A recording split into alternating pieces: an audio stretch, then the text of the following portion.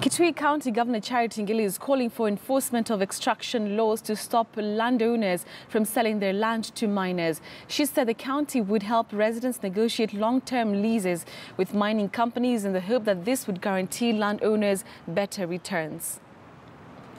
Whatever it is possible, so they do not have to emit dangerous things into the air and therefore be able to harm the local communities. That is possible. We can do clean coal mining. But why is it, PS Muslim, please transmit this to the highest level? We want to encourage them.